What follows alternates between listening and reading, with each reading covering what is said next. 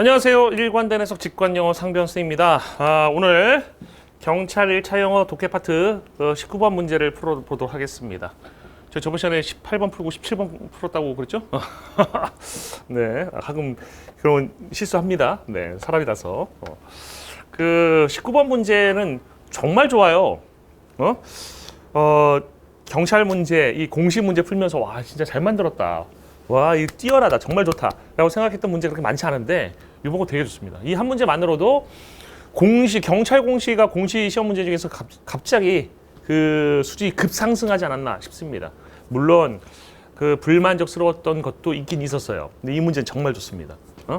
예전에 그 안 좋았던 걸 다 있게 만들 만큼 좋은 문제였습니다. 일단 지문 자체가 평가원에서 나온 거고요. 지문이 너무 좋았고 그 다음에 선지 정말 잘 만들었어요. 명확한 대립구조의 논리를 이용해서 이 문제를 출제한 것 같습니다. 주장 문제인데 주장 문제라고 해서 문제 푸는 방식이 별거 없습니다. 대입 파악 문제 풀이 방식하고 똑같습니다. 일단 글을 읽고 내용 이해하시고 그 다음에 내용 일치적 접근을 하시는 게 제일 중요합니다. 아시겠죠? 내용 일치적 접근.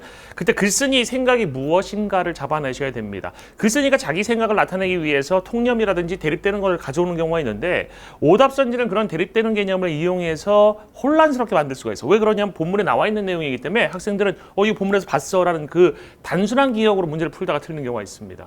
아시겠죠? 나왔다고 맞는 게 아니에요. 알겠어? 글쓴이 생각이 중요한 거야. 가보자. Some psychologists, 일부의 심리학자들이, 일부. 그럼 이런 표현 나오면 다른 심리학자들 이야기가 나올 가능성이 높습니다. 그죠? 일부 심리학자는 믿습니다. 뭐라고? 통찰력이라고 하는 것이 그 결과다. 뭐의 결과냐면 재구성의 결과래. 한 문제의 재구성의 결과래. 그러니까 문제를 재구성해서 만들어진 결과라는 얘기입니다. After a period of non-progress. 한 시기 이후에 non-progress는 발전이 없는 시기죠. 근데 발전이 없는 한 시기 이후에 문제를 재구성했다는 얘기입니다. 근데 왜 거기에서 그 시기 동안에 그 사람은 또 질문이 나올 것 같다. 왜열이 어떻게 가능해요? 피리드는 시간 아닙니까? 여러분 시간이란 것도 공간적 개념이 있어요. 시공간이 원래 다른 개념이 아닙니다. 물리학적으로 어떤 의미가 될 수 있을지 모르겠지만 원래 이 언어적으로 봤을 때 시간하고 공간은 거의 비슷한 개념이에요. 그래서 전사 같은 경우 in이나 on이나 이 등등등의 전사들 보면 before, after 다 마찬가지죠. 얘네들이 시간에도 쓰이고 공간에도 쓰인다는 걸 알 수 있습니다. 그래서 완전히 별개의 개념이 아니고 이렇게 딱 갈라지는 개념이 아니에요. 그래서 그 시기를 하나의 공간으로 보고 그 시기 안에서가 가능하다라는 것도 알아둡시다. 그 시기 속에서 그 사람은 믿어집니다. too focused. 너무 많이 집중한다는 거지. 뭐에? 과거의 경험에 너무 집중해가지고, 그러죠? 너무 집중해가지고 get stuck. 거기에 꼼짝달싹 못하게 된다는 얘기입니다. 그러니까 발전을 못하는 시기가 있어. 근데 이 발전을 못하는 시기 어떤 일이 일어나냐면 이 지금 문제를 해결하려고 하는 사람이 과거의 경험에 너무 집중하는 바람에 꼼짝 못하게 되는 경우라는 얘기입니다. 그 시기가 지나고 나서 문제를 재구성할 때 통찰이 팍 튀어나온다는 얘기예요. A new manner, 한 새로운 방법입니다. To represent the problem, 그 문제를 나타내는 새로운 방법이 갑자기 발견이 되고 그것이 이어집니다. 뭐로 이어지냐면 다른 길로 이어집니다. 그 해법으로 이어지는 다른 길인데 heretofore, unpredicted, 이거는 앞에 있는 이 솔루션 꾸며주죠. 지금까지는 예측되지 못했던 그러한 완전히 다른 길로 이어진다라는 얘기입니다. 그 다음에 It has been claimed that 대디라고 주장되어 왔습니다. No specific knowledge or experience is required.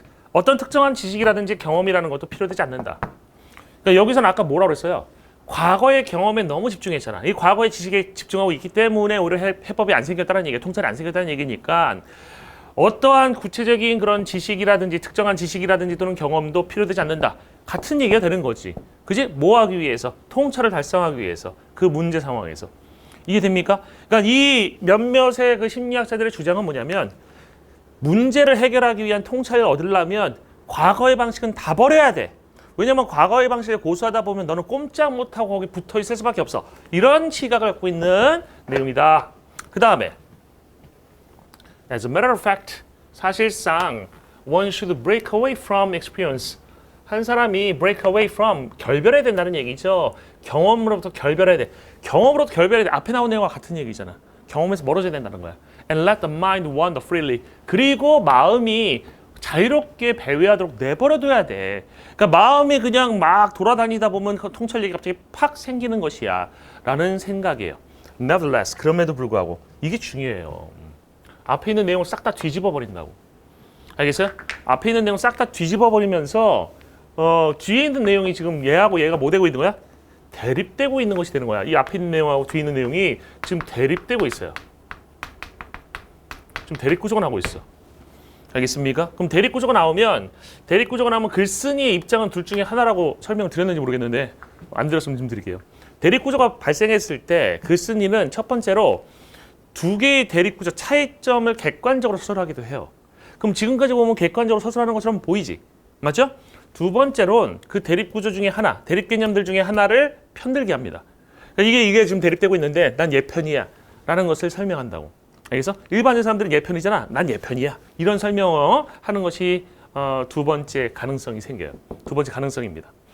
그럼에도 불구하고 experimental studies, 실험 연구들은 have shown that 대디아를 보여줬습니다. 그러면 앞에 있는 이 내용에도 불구하고 실험의 연구를 해보니까 대디아라는 걸 보여줬대.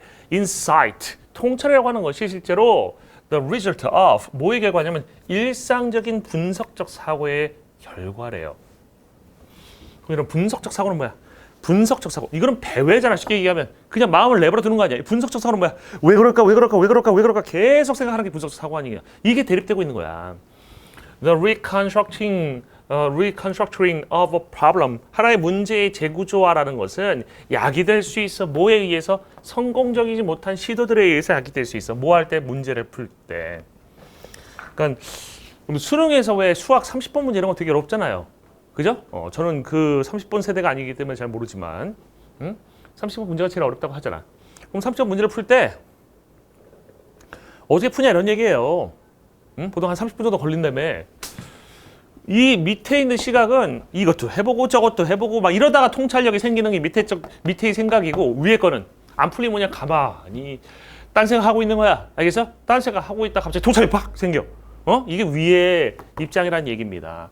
알겠습니까? 이 밑에 거 이제 30번이라고 생각하시면 30번 문제 풀이 방식이라고 생각하면 좀 더 이해 잘 될 겁니다. 다시 그 재구조화가 그 문제의 재구조화가 야기될 수 있습니다. 성공적이지 못한 시도들에 있어서 뭐 하는 데 있어서 시도들이냐면 문제를 해결하기 위한 시도들에 있어서.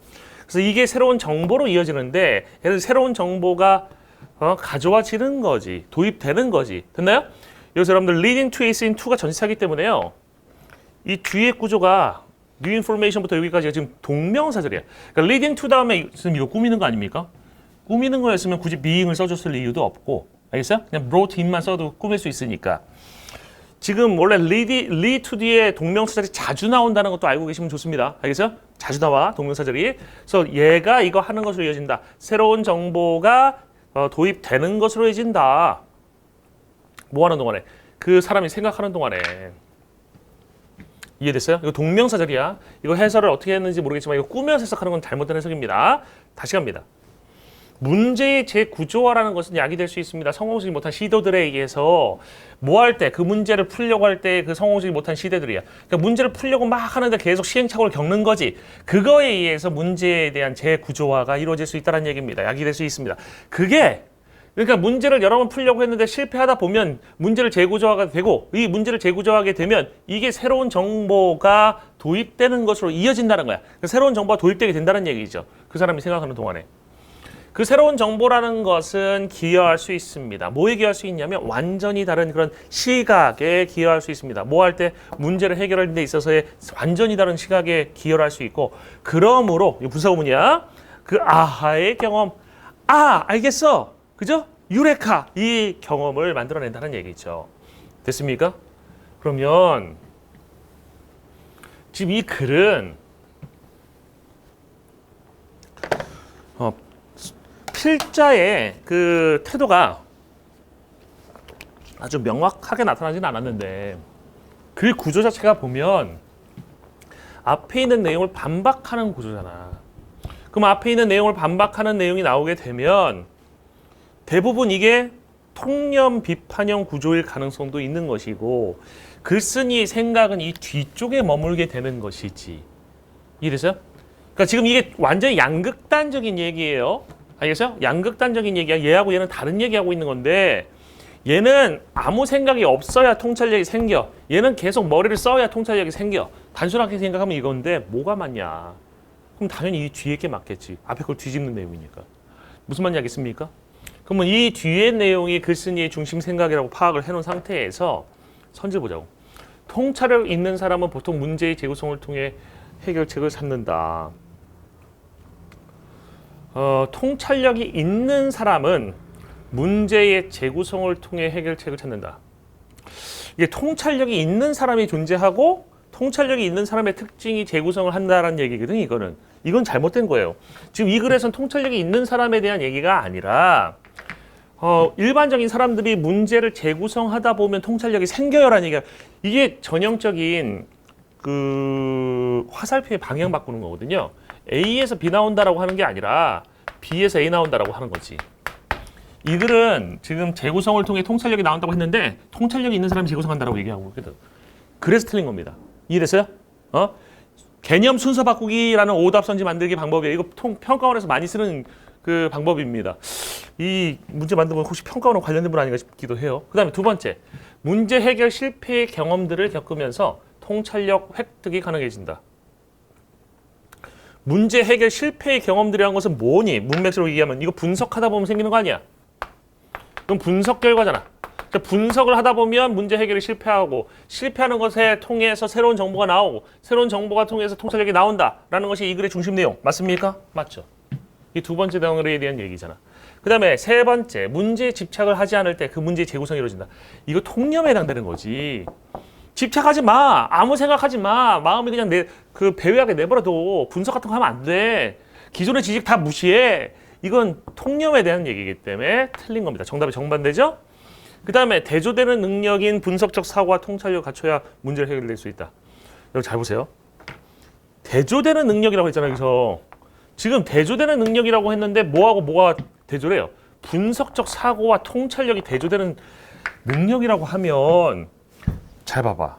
이건 통찰력에는 분석적 사고가 들어간다는 얘기야, 안 들어간다는 얘기야? 안 들어간다는 얘기야. 대조된다고 했으면 분석적 사고하고 통찰력이 다른 거야. 그러면 통찰력은 분석적 사고가 아닌 것이야. 분석적 사고가 아닌 건 뭐야? 그냥 마음이 배야덕 내버려두는 거야. 이거는 통념적인 얘기가 되는 거야. 이 선지 4번은 진짜 멋있다. 응? 선지 4번은 정말 멋있다. 이거는 평가원 정도의 시각으로 봐도 박수 나올 만한 좋은 선지예요. 아시겠어요? 1번 이건 장난 아니게 어려운 거고 학생들 확 낚으려고 진짜 작정하고 만든 거고 4번 정말 훌륭한 거야. 분석적 사고와 통찰력이 다른 게 아닙니다. 이 두 번째 덩어리 nevertheless 이후에서는 분석적 사고에 의해서 통찰력이 생긴다는 거야. 알겠어요? 대조가 되는 게 아니라 인과야, 인과. 대조되는 능력이 아니라 인과야, 인과. 인과관계야. 인과관계인 분석적 사고와 통찰력을 갖춰야 문제가 해결된다지. 원래 맞게 하려면. 이해됩니까? 대조되는 능력이라고 했으면 분석적 사고와 통찰력은 같이 갈 수 없는 애거든. 그죠? 이 글에서는 분석적 사고가 있어야 통찰력이 생긴다는 중심 내용을 갖고 있거든. 이해됐습니까? 정답은 쉽게 2번 찾을 수가 있었습니다. 와, 멋있네요. 공식 문제 풀면서 멋있다는 생각 잘 안 했거든요. 솔직히 앞에 그 선생님이 그 몇 번 문제였더라? 주제 문제 있었잖아. 응? 그러니까 11번 같은 경우가 11번이 아니구나. 몇 번이었던가요? 13번 같은 경우 제목 문제였는데 이게 제목이 좋은 게 아니었어. 선생님이 그때 얘기했는지 모르겠지만 이게 EBS 보시면 해설지에 그 EBS 해설지 보시면 항상 그 글의 소재가 나오거든. 글의 소재가 나오고 그거에 대해서 이제 해설이 들어가는데 이건 소재예요. 13번은 정답이 나온 게 소재야. 주제도 아니고 소재라고. 그러니까 칼로리 자체가 문제가 아니라 지나친 칼로리가 문제였던 거거든. 그러니까 이런 거는 좀 떨어진다 수준이. 이건 해설지 보고 그냥 베꼈네 라는 생각밖에 안 들었는데 이거는 생각했네. 잘 만드셨네 라는 생각이 좀 들었어요. 이 한 문제로